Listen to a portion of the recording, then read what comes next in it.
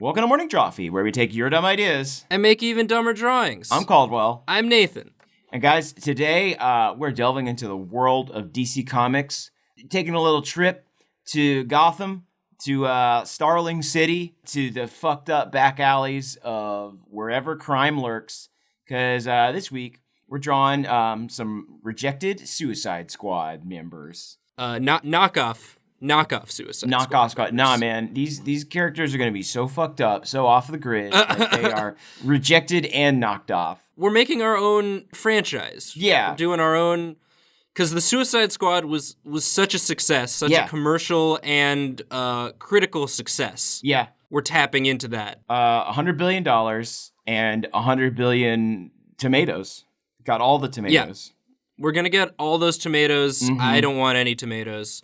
But yeah, this suggestion comes from MLG Bacon. Yes. Who says, you guys at Drawfee are great. I want to do what you guys do. Really great stuff. Also, you should do more knockoff superheroes.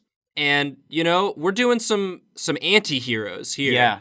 Sorry. Superheroes are played out, man. We don't play by your rules, MLG Bacon. Also, I love your username. It feels like it was given to you by some sort of like Google algorithm to design the perfect YouTube username. It was procedurally generated. Major League Gaming Bacon. Yep, yeah, that's a Drawfee fan. We got it. And it's entirely possible that we received like a suggestion that's actually closer to what we're doing today, but I couldn't find it. We get so many suggestions. It's cool. There are roughly 1,000 suggestions per video, which is a lot. It's great. Keep them coming. Yeah, it's great. It warms my heart, but it does make it a bit of a challenge to slog through them. Nathan, do you think that when your movie gets certified fresh on Rotten Tomatoes, that you, the director, get sent an actual fresh tomato? I mean, otherwise, what's the point? It's true. I that's my favorite part of like the whole kind of like Hollywood process is when, you know, you make a hit movie and then there's that, it's always fun to see like the internet video, like maybe it's like an Instagram video or something of the director being like, thanks Rotten Tomatoes. And then they just bite into that big old tomato. They bite into that tom-tom. Like biting into an apple. Yeah. It's like at the end of a race car race when Dale Earnhardt Jr. drinks the milk. Mm-hmm. You know when the race car driver drinks the milk at the end of the race? That is a tradition. Like I know it sounds made up, but that is 100% like a thing. What's your favorite part of NASCAR? Oh, it's when they drink the milk. I'm just watching for the milk. I don't care what they're doing. I'll tune in. I'll be like, okay, like an hour after it starts. I'm like, right. I hope I didn't miss that milk. Come on, get to the milk. It's so great when one of the drivers crashes and they scream, no, my milk, because they know that they're not getting that milk. My milk. I want the milk.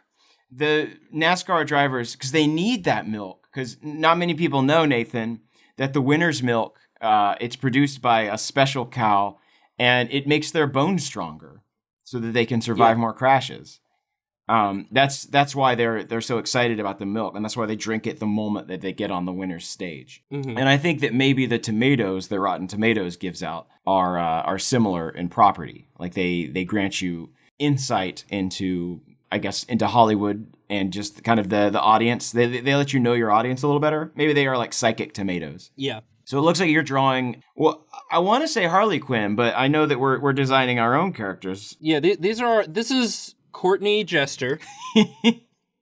Hardly Quinn. Hardly Quinn. She's quinning hard or hardly quinning. That's her catchphrase, and she says it 15 times per scene. This reminds me a little bit currently of Harley Quinn in the Batman video games, the Arkham Asylum games. Oh, sure. She's got that corset. Yeah, she's got that corset. I'm trying to, because I grew up watching the Batman cartoon, where Harley Quinn is wearing sort of that like medieval jester garb. Yeah. Harley Quinn is an actual adjective, isn't it? It's a Harlequin. Harlequin. Harlequin is the, yeah. But so you're saying, yeah, she had that more like traditional like pied diamond garb. Right. And now in the new movie, they've got her sort of wearing more contemporary clothing. Mm-hmm. And I'm sort of splitting the difference here. I'm going Victorian. This is the classic Drawfee technique. You're splitting that diff. Yeah, split the diff. Mm-hmm. Dit the spliff. Dit the spliff. Get that spliff and just did it so right.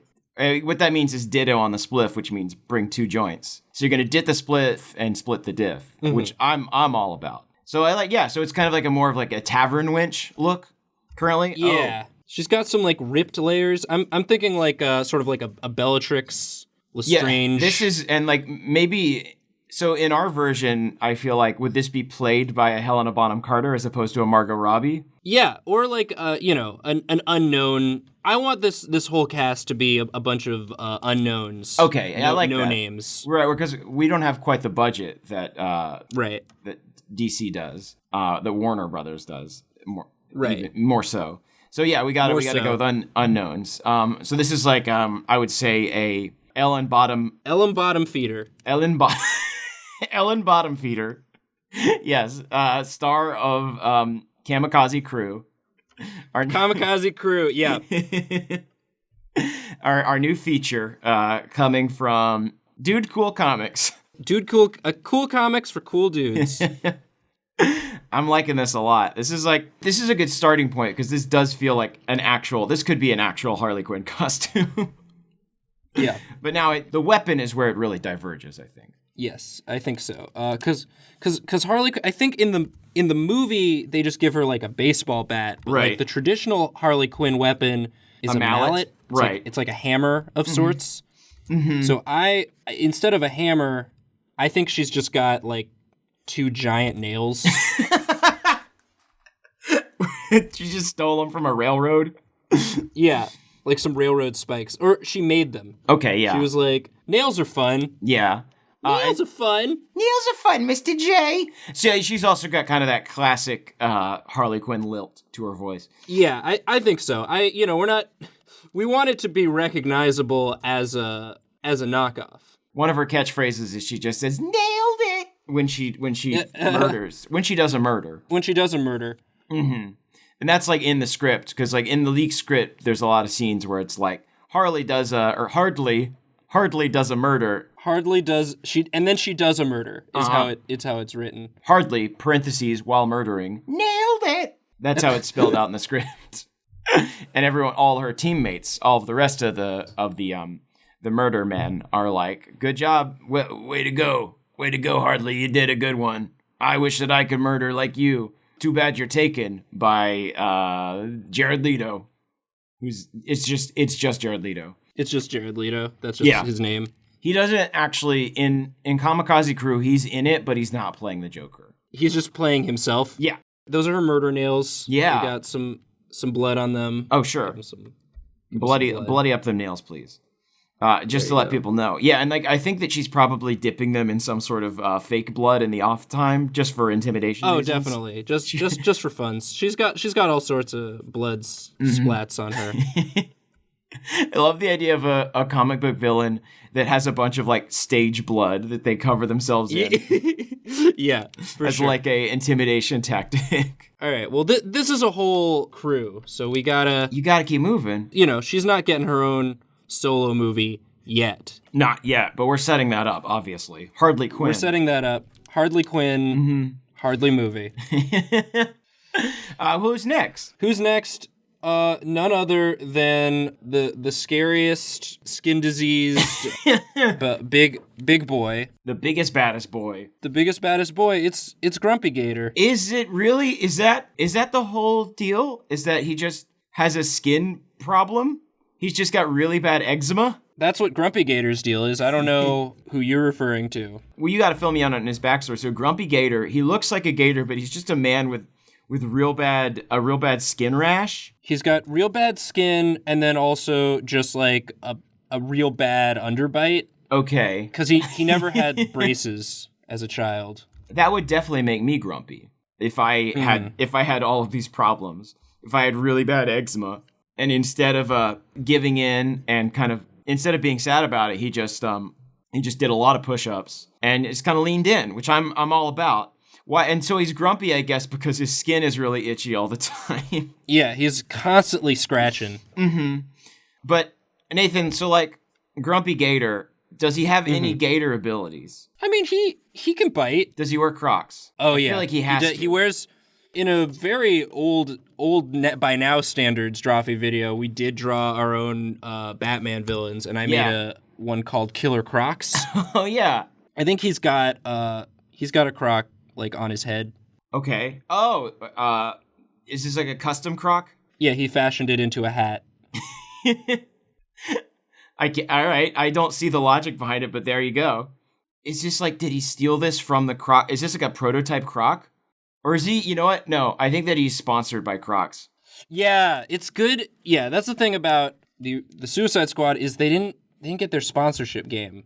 No, and that's the thing about Hollywood these days is the only way you're going to be able to make a big AAA movie like this is if you've got sponsorships. It's like in Transformers when that Mountain Dew machine came to life and started murdering. I was so thirsty for Dew after that scene. Yeah, I need to do the Dew. The Dew must be done, and I had to leave the theater. I didn't even see how Optimus got that Allspark back. But I think that what's going to benefit us here is by reaching out and like integrating products, even in unfavorable ways.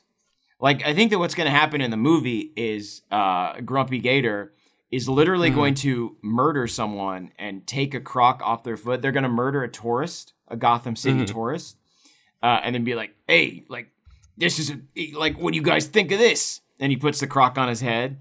And everyone's like, "Oh, Grumpy Gator, you're so random." And that's a big thing about the movie. There's a lot of random humor in the movie. Like, things just happen for no reason. So much random humor. I know that Suicide Squad is like a very logical film. There's a lot. Everything makes sense. Everything has a point and a purpose. But in our movie, things are just going to be kind of random and wacky. So, like, there's a lot of characters. But Harley Quinn is actually going to murder half of the squad in the first, I'd say in the first 10 minutes. So that's kind of like what we've done. It's like a false marketing campaign where like there's all these characters, but you don't know who's going to survive and who's just going to get murdered. Well, I heard, Caldwell, that the reason why you have not yet seen Suicide Squad is because you're worried that your favorite character, what's his name? You talking about? Wait a minute. Are you talking about? There's so many characters to choose from, Nathan. Are you talking about Katana? No, or Rick Flag? Rick Flag, that's him. That's the one that you were talking about to me before. You were so worried that he wasn't going to make it through the film. I'm just looking at this list of characters from Suicide Squad. You got Boomerang, you got Deadshot, you got Diablo, you got Enchantress, Slipknot, Rick Flag. Who is Rick Flag? This is to say nothing of Viola Davis's character Amanda Waller, who apparently is just kind of like magically transported into this movie from a Shonda Rhimes production. Like I'm looking at the poster right now, and I like the poster. I like this weird kind of, it looks like Lisa Frank meets Ed Hardy. It doesn't fit the style of the movie at all, but I like the poster. Yeah. But then it's just like all these weirdos, and then just Viola Davis just kind of fucking chilling next to the logo. It's like Viola Davis and the Joker, and there's no reason that these two people should be in a movie together. I'm sure that they give a reason, but I'm not with it. Nathan, that's why we have to draw the Kamikaze Crew. We have to fix this. An injustice has been done. Yeah, an Injustice League. Well, yeah. So this is Grumpy Gator, aka Itchy. Itchy. Oh, that's his nickname. I like it. Itchy Badmouth. He's also. So, like, yeah, I think he's where we're going to glom all the sponsorships onto him. So, like, he's wearing Carhartt pants. He's eating Totinos. He's got a mouthful of Totinos. He just shoved some Totinos in his mouth. You can see this is the... He's got Crocs on. Yeah, hold on. He's holding the bag there. Great. He's got some Joe Boxers on, I guess. Is that still a brand? Anyway. Can I draw some characters, Nathan? Yeah. Let me get in. Yeah, you can. So you got us off to a good start here, Nathan. I'm gonna make Grumpy Gator a little smaller because I'm just gonna add in. I'm just gonna build on your mythos if you don't mind. Yeah, I love the idea. I like if Grumpy Gator is actually like a regular sized man in this. No, I think he's actually He's kind of short. short and stocky. Yeah, he's got the abilities of a gator, but again, just think about what that would do to anyone's genetic makeup. It's like there's a lot of a lot of negative factors. So he's got stunted growth, and it's also from all the Doritos and Totinos he ate as a child. Yes. Okay, so I'm gonna start off by drawing the star of the show, Dadshot. Wait. So it was supposed to be not Deadshot. Dadshot. He's the dad of the crew. Right. It was supposed to be played by this is kind of an unfortunate detail. It was supposed to be played by Will Smith's dad or his uncle from Fresh Prince, Philip Banks. Oh. But unfortunately, he died before they could finish production. So Will Smith, as like a gracious act, stepped in and is kind of wearing a full Philip Banks prosthetic for the entire movie. So he steps in. Okay, yeah, James Avery. James Avery is. He stepped in and is kind of he's kind of doing a motion capture performance as James Avery, and that's the reason that he's on the crew. He's there to kind of keep everyone in line. That's good. Yeah, you need one of the because that is there a dad of the crew in the Will movie? Smith. Is that the role that Deadshot? I mean, I think that he is a dad. Yeah. I know that I think that one of the reasons that he's on the squad is, or I think the reason he's an assassin is for his daughter. Maybe that seems like a cliched reason, but also this is a comic book movie, so I kill people for my daughter. Right. My daughter hates people, and so I have to kill them. She's not sick or anything. She just hates people. So I kill for her because I love her. Is Dadshot's son in this movie Carlton? Yes, Carlton Banks is in the movie.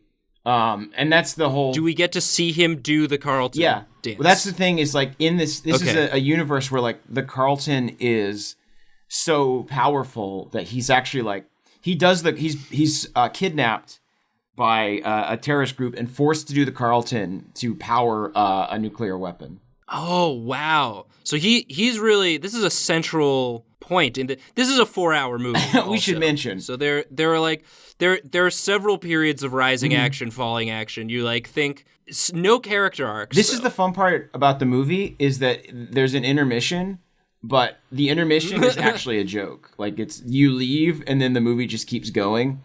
And it tricks you. This is a movie that tricks you. And Jared Leto, much like Brad Pitt in a Fight Club, actually speaks to you and is just gotcha. He comes to every theater that's showing it. Yeah. Only one theater in the country can be showing this movie at a time because Jared Leto has to be there to come out and do pies in the face. Exactly. And the people rag on Jared Leto, but he's dedicated to his craft. He not only was he in Suicide Squad, he made time for Kamikaze Crew. Yeah. And goes to every showing just to kind of mess with people, honestly. He'll wear a big hat and sit in front of you, and that's really what's going to separate our movie from Suicide Squad is kind of the immersive experience you're going to get in the theater. You get into the theater and there's just a guy in a big hat sitting in front of you, and every time you move, he moves too, and then halfway through the movie, he reveals himself to be Jared Leto. That's such a good movie prank. That is a really good movie prank. That's so method. It's I remember in Clue, when Clue was in theaters, obviously, I don't think either of us do because that was in the 80s, but they showed multiple endings. Right. But you didn't know which ending you were going to get. It's kind of like that. It's taking that element of the movie going experience because people aren't going to movies as much anymore. You got to find new ways to get people to theaters, Nathan. Right. They do the 3D experience. They do the 4D experience where the seats shake. Exactly. But it's not enough. It's not enough. We need pranks. We need Jared Leto to professionally be pranking people. And this is actually going to extend beyond just his performance in Kamikaze Crew. This is his full-time gig now. Oh. It's just he's going to be pranking movie theaters nationwide.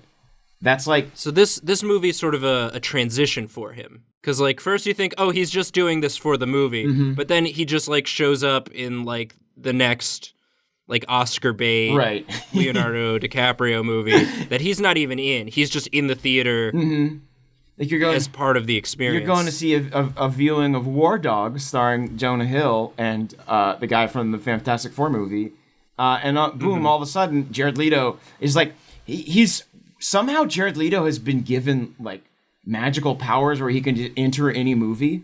Oh wow! So yeah, Jonah Hill is he's cracking wise. He's cracking the wisest he's ever cracked, Nathan. Yeah, you know, he's shining a lens. He's shining a light on the status of American politics and warmongering and just all of our flaws as a nation. And you're like, God damn it, thank you, Jonah. But before he can go any further... Thank you, Jonah. Thank you, Jonah. Everyone take a moment and thank you, Jonah. Thank Jonah. But before he can go any further, Jared Leto just hops in there and pants him.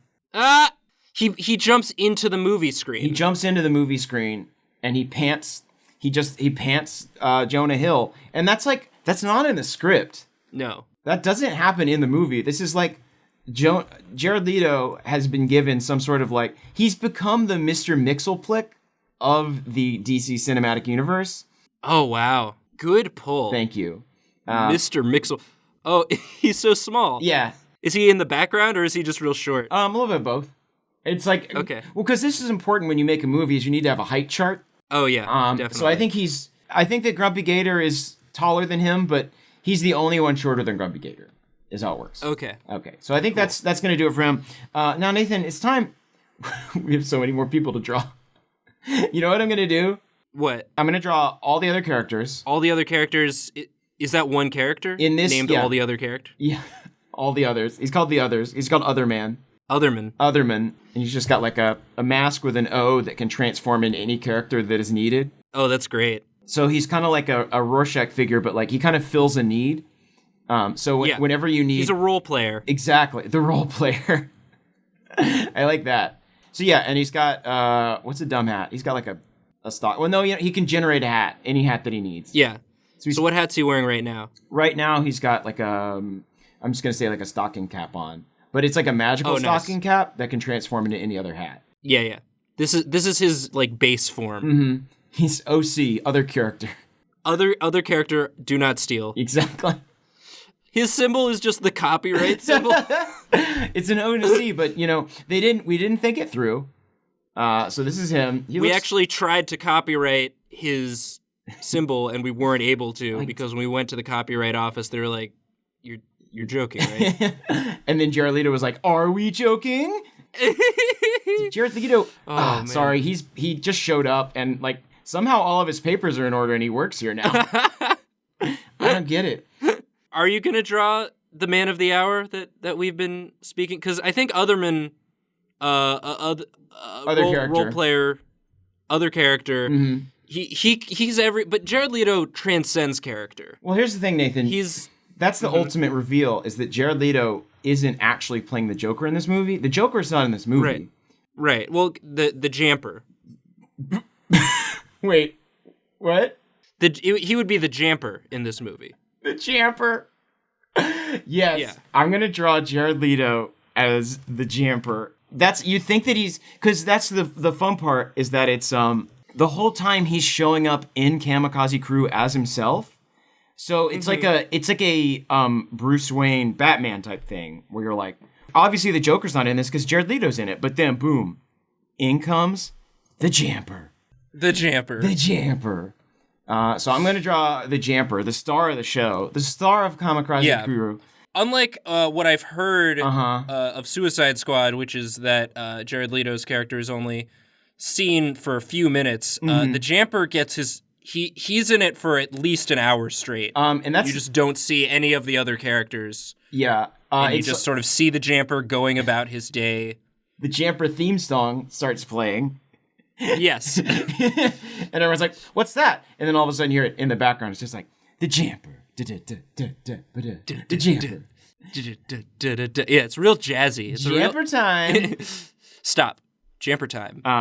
He does he comes on stage, does the Jamper Scamper. The Jamper Scamper, his signature dance move. It's a fun thing because like they're doing a whole Mrs. Doubtfire thing, him and Jared Leto. Yeah. Where like you never see them at the same time, but like he'll duck behind a trash can and then Jared Leto will be like, "Who's this guy? What's going on?" Exactly.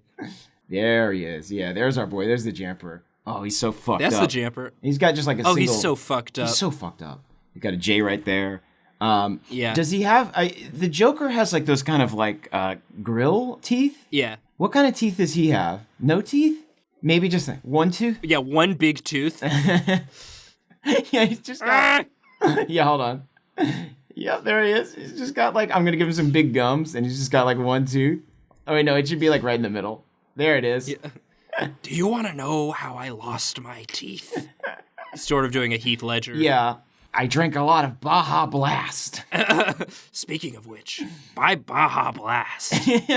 Yeah, we got to keep the product integration throughout the movie. Absolutely. Now, I think that what's going to really set the Jamper apart is that... His costume? Yeah, his costume is kind of... Like, since he's switching back and forth between Jared Leto and the Jamper so much, his costume is just a big garbage bag. So the Jamper is just a pale man, just a very pale man wearing a garbage bag. And he's always, I mean, of course. His signature move is the Jamper Scamper. So he's always kind of like skedaddling in and out, kind of like a crab. Oh, he's in that real wide stance. Yeah, he poked the holes in the bag before he put it on and was like, well, I guess this is where my legs go. And he's always like, let's see what's in my bag of tricks. It looks like it's a full garbage bag. Like it was their garbage already. It's full of garbage. He didn't pick like his own fresh garbage bag. No. He just took a used garbage bag and just sort of hopped on inside. Well, this was Jared Leto trying to reinvent himself so that people would like him more in the movie. So he very quickly became the Jamper. Yeah. And as you can see, like I like that I actually made the character design too good because now he's got like an actual little bow tie made of garbage. Yeah. Yeah, so he does the Jamper Scamper, and he's coming in, and he's like, ooh, it's me, the Jamper. Wait till you see what's in my bag of tricks. And he just pulls out like a dead fish or like, I guess, some eggshells. He like throws eggshells at people. Right. And he's got kind of real long, skinny arms. It's kind of gross. God, he's so method. I know I've said that before, but like, damn, you gotta respect how method he is. He stretched his arms out manually for this role every day. Like his arms are not that long, but he did arm stretches. His doctor was like, Jared, please don't. The human arm was not meant to be stretched like this, and he was like, I'm the Jamper. I gotta do it. That's the thing about it is like you're gonna be in there. You're gonna be in the theater, and Jared Leto's gonna be there. And he's gonna show you his arms, and they're gonna be like swole as hell. And he's gonna be like, that can't be me. Look how big and beefy my arms are. He has so many. He's full muscle control over his arm shape. Like he can just look at these Jared Beefos. They're gonna these Jared Beefos. Nickname That's me. what he calls his arms. Yeah, Jared Beefos. Jared Beefos. Also, the new flavor of Totino's, the Jared Beefo loaded Beefotinos. It's just called Beefy Jared's. Hands off my Beefy Jared's. And he's in the commercial, too. He's in the commercial for new Totino's Beefy Jared's. He's in the commercial as both himself and as the Jamper. As the Jamper. The Jamper. What is... All right, so I think that's maybe I'm not gonna kill you. I'm just gonna jamp you. Really, really bad. Who's ready to get jamped up? Who's ready to get jamped up? What and like? Well, he's a champion in my book. Is he dating Harley Quinn, or is that maybe they're not in this version, or like? No, in this version, we're not going to complicate anything with any sort of shoehorned in romance. Where it's going to be a nonstop action thrill ride. There's going to be explosions. There's going to be music cues. Yes. There's going to be all sorts of. Ooh, I like his. He's got a little blush. Yeah. Yeah. It's just going to be a fun romp. This has been going on for so long. This has been going on longer than the Kamikaze Crew movie, and I'm okay with it. This is a long episode, but I think it was important. I think it was timely. The Jamper. Like 2 weeks. The Jamper. 2 weeks till after the movie came out in typical Drawfee fashion. There's that Jamper Scamper. Doing that Jamper scamper. Well, while Caldwell does the Jamper scamper, let me just say, guys, thank you so much for watching. Please leave us suggestions for us to sort of mold to whatever pop culture clickbait that we so choose. Don't be discouraged if we don't take your suggestion or we take a similar suggestion that you suggested and we just didn't see yours. We get a lot. Just keep leaving them and eventually we'll get to yours, hopefully. I've been spawn jamping and now I'm ready to kill all your mans. Please subscribe to the channel if you haven't already. Like this video if you're feeling nasty. Share our videos if you... that helps us out a lot. We are the champions, my friends. Bow. And we'll keep on jamping till the end. Listen to our podcast, What Should We Draw, on HeadGum and iTunes. We've got links in the description. Check out the Drawfee store, all that good stuff. And, as always... We're sorry? We're so sorry. We're jamping sorry. Let's jamp this up. Let's jamp it. Let's jamp it down. Jamp out. Jamp out. Jamp out. Sorry.